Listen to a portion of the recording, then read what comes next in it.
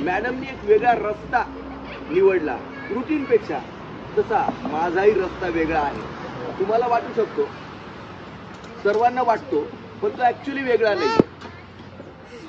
Actually वेगळा नाही. याचा उद्देश काय आहे, नेमकं काय आहे, नेमकं मला काय म्हणायचं आहे, याच्यातून आपल्याला काय साध्य करायचं आहे, हे आपल्या सगळ्यांना कळलं पाहिजे. हे जे छोटे छोटे छोटे विद्यार्थी आहेत ना, मॅडम या विद्यार्थ्यांना घडवत आहेत आणि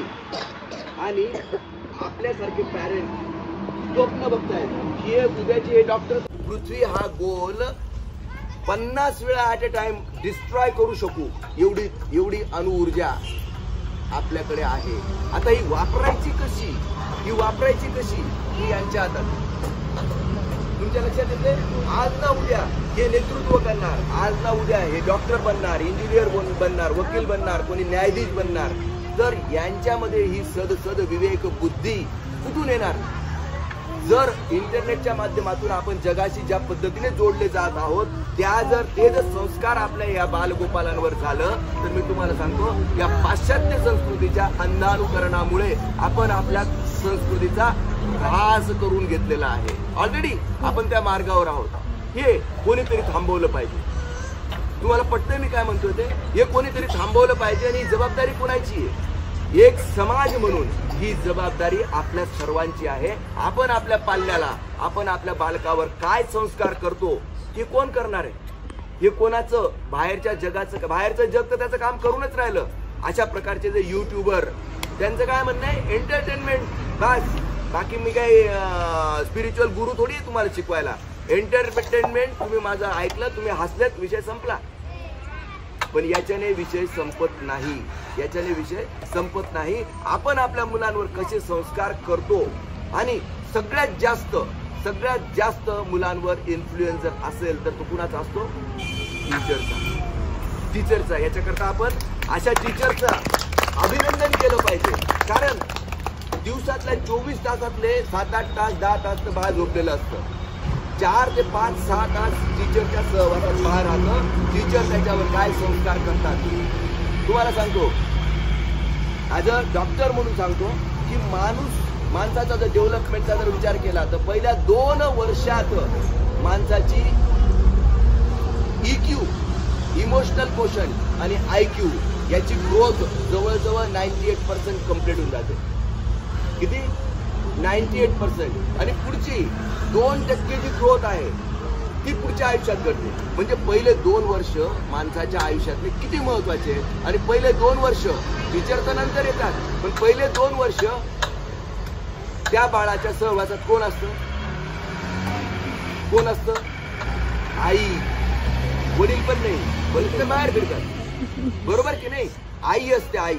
म्हणून आईला आद्य गुरु म्हटलं गेलेलं आहे. आई ही पहिला गुरु आहे बाळाची. आई ही पहिला गुरु आहे. आणि आमच्या खानदेशात एक म्हण आहे, खान तशी खापरी माय तशी छोकरी. माहिती ऐकली तुम्ही? खान तशी खापरी माय तशी छोकरी. आईसारखंच बाळ. आई त्याच्यावर कसं काय संस्कार, कोणते संस्कार करते? तुम्हाला सांगतो, जय शिवराय जय जिजाऊ म्हटल्याशिवाय कम्प्लीट होत नाही. तुम्हाला पटतंय का मला काय म्हणायचं? जय शिवराय जय जिजाऊ म्हटल्याशिवाय कम्प्लीट होत नाही. इथं त्या मातेचं कर्तृत्व दिसतं. जर आपल्याला आपल्या पोटी शिवाजी यावा असं वाटत असेल तर आधी आपल्याला काय बनावं लागेल? जिजाऊ बनायला लागेल. हे प्रत्येकाने समजून घेतलं पाहिजे. नुसतंच मुलांना जन्म दिला, आपलं लग्न झालं की मुलं होतात, ऑटोमॅटिक होतात. त्याच्याकरता खूप जास्त प्रयत्न करावे लागत नाहीत. पण तुम्हाला सांगतो, आपल्यामुळे हे पोरं आलेले नाहीयेत. आपण तर फक्त माध्यम बनलेलो आहोत. आपण फक्त जेनेटिक मटेरियल प्रोव्हाइड केलेलं आहे. हे मुलं या निसर्गाची देण आहे आणि या निसर्गाचं रक्षण करणं ही आपल्या सर्वांची जबाबदारी आहे. पटतंय तुम्हाला मी काय म्हणतोय ते? अनरिअलिस्टिक वाटत नाही? हे जे फ्युचर आहे हे आपल्या कल्चरवर आधारित आहे. आणि जर आपण आपलं कल्चर सांभाळलं, जर आपण या नेचरचं संरक्षण केलं तरच हे फ्युचर सुरक्षित राहील. कल्चर, नेचर आणि मग हे फ्युचर. तर कल्चर काय आपलं बघा. कल्चर काय आहे? साधी सिंपल एकच उदाहरण देतो. मला काही इथं स्पिरिच्युअल गुरु नाही की मी काय बाबा बापू बुवा नाहीये. पण मी एक बालरोग तज्ञ आहे. आपण इथं टीका लावतो. टीका लावण्यामागचा उद्देश काय आहे? इथं बघा, या दोघांनी पण लावलेला आहे. लेडीज तर लावतातच. त्याचा उद्देश काय आहे? फक्त आणि फक्त तुम्हाला जागृत करणं. कशाच्या प्रती जागृत करणं? थर्ड आयच्या प्रती जागृत करणं. I am not this body, I am not this mind, I am the soul. मी आत्मा आहे. बघा, मृत्यू डॉक्टर, मला आश्चर्य वाटतं, चाकणमध्ये किती डॉक्टर्स आहेत? 200. आणि या 200 डॉक्टर पैकी कमीत कमी किमान 150 डॉक्टर्सला आयसीयूचा अनुभव आहे. भले ते आयसीयू प्रॅक्टिस करत नसतील, पण आयसीयूचा अनुभव आहे. आणि ज्या डॉक्टरला आयसीयूचा अनुभव आहे त्यांनी मृत्यू प्रत्यक्ष बघितलेला आहे. Yes or no? कधी ना कधी आपल्या आयुष्यात, माझ्या आयुष्यात दर आठवड्याला कोणी ना कोणी मरतं. म्हणजे माझ्या हॉस्पिटलला मॉर्टॅलिटी रेट जास्त आहे असा त्याचा अर्थ नाहीये. पण कोणी हार्ट अटॅकने जातं, कोणी ऍक्सिडेंटने जातं, कोणी शुगर कमी होऊन जातं, कोणी शुगर वाढून जातं, कोणाचं हृदय फेल होतं, कोणाची किडनी फेल होते, कोणाचा स्ट्रोक म्हणजे पॅरालिसिस होतं, काही ना काही असतील. पण त्या मृत्यूचा मी साक्षीदार होतो. आणि मग मला प्रश्न पडतो की मृत्यू म्हणजे नेमकं काय आहे? डोळे आहे, मृत्यूनंतर दिसत नाही. जीभ आहे, तोंडात किती शिपा टाका कळत नाही. कान आहे जसे तसे जागेवर, पण कानात काय म्युझिक आहे का, कोणी ओरडतंय का, कोणी शिव्या देतंय, मेल्यानंतर कळत नाही. मग बॉडी तर तशीच्या तशी आहे. त्याच्यातलं काय आहे जे निघून गेलं? आत्मा. ते जे चैतन्य आहे, त्या चैतन्याला जाणून घेणं, याच्यासाठी तुमचं आमचं अस्तित्व आहे. हे आपलं मुख्य काम आहे. हे आपलं मुख्य काम आहे. आणि हे जाणून घेण्यासाठी बाकीचं हे काही सोडायची गरज आहे का? नाही. कोणाच्याही नादी लागू नका आणि ह्या गोष्टीला घाबरू नका. हे स्पिरिच्युअल नॉलेज नाही, हे स्वतःला जाणून घेण्याचं शास्त्र आहे. स्वतःला. नाही तर या स्पिरिच्युअल नॉलेजचं काही लोकांनी खूप दुकानदारी मानून ठेवलेली आहे. तुम्ही काळी बावली बांधा, तुम्ही गोळा लावा आणि तुम्ही काय अजून काय उद्योग करायला सांगतात. तुम्ही या मंत्र म्हणा, मला काय घेणं देणं नाही. मला फक्त एक कळतं की I am not this body, I am not this body, I am not this mind also, I am the soul. मी काय आहे? आत्मा आहे. आता साधारण या 100 वर्षाकरता मी हे शरीर धारण केलेलं आहे. साधारण 100 वर्ष जगेल की नाही गॅरंटी नाहीये. पण साधारण हे भाड्याचं घर किती वर्ष आहे? 100 वर्ष. त्याच्यात काय? पहिले 25 वर्ष बालपणात गेले, पुढचे 25 वर्ष गृहस्थाश्रमात गेले, त्याच्या पुढचे 25 वर्ष बाल्य वेचिले, खेळण्यामध्ये तुझन पूजिले, यौवनी कधी वाढकी तनु होई जर्जरा, वाढकी तनु होई जर्जरा, भाव Paware त्र्यंबकेश्वरा. The only purpose of man sojourn on this planet earth is to seek God. भगवंताच्या प्राप्तीसाठी प्रयत्न करणे, या एकमेव उद्दिष्टाकरता तुमचं आमचं अस्तित्व आहे. आणि त्याच्याकरता काहीही सोडायची आवश्यकता नाही. आणि आपण माध्यम बनलेलो आहोत. या मुलांना जन्म देण्यासाठी आपण कारणीभूत ठरलेलो आहोत. आपल्या माध्यमातून हे मुलं या पृथ्वी तलावर जन्माला आलेले आहेत. त्यांच्यावर चांगले संस्कार करणं ही आपली नैतिक जबाबदारी आहे. आणि त्याच्याकरता या मुलांना तर कळणारच आहे, या मुलांना तर भविष्यात कळणारच आहे. पण यांना समजून कोण सांगणार आहे? आपण सांगणार आहोत. आई वडील, आपली जबाबदारी आहे की सत्य काय आहे. जर सत्य आपल्यालाच माहिती नसेल, आपल्याला जर सत्य माहिती नसेल तर आपण यांना काय सांगणार? आणि म्हणून या सुवर्ण प्राशनाच्या माध्यमातून हे मदत फाउंडेशन काय कार्य करत आहे? मदत फाउंडेशन कुणाचं आहे? व्यंकटेशला मी दिशा दाखवली. फक्त करता तोच आहे. काय करतोय तो? आरोग्य, आत्मोन्नती आणि विश्वशांतीसाठी कार्य करतोय. मग सर तुम्ही काय करतायत? मी काय करतोय? मी फक्त त्याला प्रकाशित करतोय. त्याचा प्रकाश सर्व दूर पसरावा. कारण हा प्रकाश ज्यावेळेस त्याच्यापर्यंत पोहोचतो तेव्हा ज्याच्यापासून हा प्रकाश निघालेला आहे त्याला कधी गर्व होता कामा नये. म्हणून करता करविता परमात्मा आहे. आणि हे सगळं करायला त्यांनी फक्त आम्हाला निमित्त केलं आहे. आणि या निमित्ताला तुम्ही साथ द्यावी. कुठल्या माध्यमातून? काय नाही, फक्त तुमच्या मुलांना सुसंस्कारी बनवा. बस एवढाच उद्देश आहे. त्यांना prevention is better than cure. Prevention is better than cure म्हणजे आजारी पडण्यापासून वाचवण्यासाठी हा सुवर्ण प्राशनाचा आमचा हेतू आहे, आपला प्रयत्न आहे.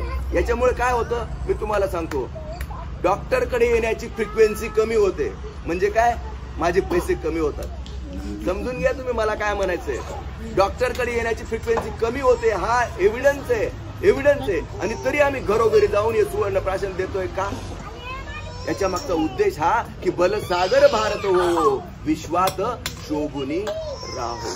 विश्वात शोभला पाहिजे, विश्वात शोभला पाहिजे. नुसताच बोलाचाच भात आणि बोलाचीच कडी नाही. प्रत्येक विद्यार्थी, प्रत्येक मुलगा सुसंस्कारयुक्त आणि नैतिकतेच्या मार्गावर चालणार असेल, ऑनेस्टी आणि ट्रान्सपरन्सीच्या मार्गावर चालणार असेल तरच आपण भविष्य, भारताचं उज्ज्वल भविष्य बघू शकतो. आणि याकरता मला असं वाटतं, हा जो एक छोटा प्रयोग आहे आणि छोटा प्रयत्न आहे, पण तुमची साथ मिळाली तर हा प्रयत्न लार्ज स्केलवर जाईल आणि जास्तीत जास्त लोकांपर्यंत आम्ही prevention is better than cure. अहो इतके वेळ लागलंय, कसं वेळ लागलंय या जगाला तुम्हाला सांगतो. हेल्मेट घाला, हेल्मेट घालायची सुद्धा आपल्याला सक्ती करावी लागते. लाज वाटली पाहिजे. हेल्मेट घालणं काय? अरे एका माणसाचा ऍक्सिडेंट झाला, त्याचं डोकं फुटलं, मी सांगितलं सिटी स्कॅन करून या, तो म्हणे हेल्मेट घालून जाऊ का? तुमच्या लक्षात येत आहे का मला काय म्हणायचं? अरे डोकं फुटायच्या आधी हेल्मेट घाला, डोकं फुटायच्या आधी हेल्मेट घाला. त्याचा उपयोग काय आहे? त्याचा उपयोग आहे prevention is better than cure. आणि आजही हे सुवर्ण प्राशन किंवा हे लहान बाळांचं वॅक्सिनेशन जे आहे ना, ते prevention is better than cure. आपल्याला आजार होण्यापासून दिवसेंदिवस जर बघितलं, आता मॅडमनी खूप छान सुंदर, मी पहिल्यांदाच आलो इथं आणि हे जे वातावरण आहे मला तर असं वाटतं यांना नोबेल पारितोषिक द्यावं. का? कारण मला माहिती आहे रवींद्रनाथ टागोरांनी अशाच शाळेची कल्पना केली होती, जिथं चिमण्यांचा चिवचिवाट असेल. दुर्दैवाने समोर गाड्या जात आहेत, यस,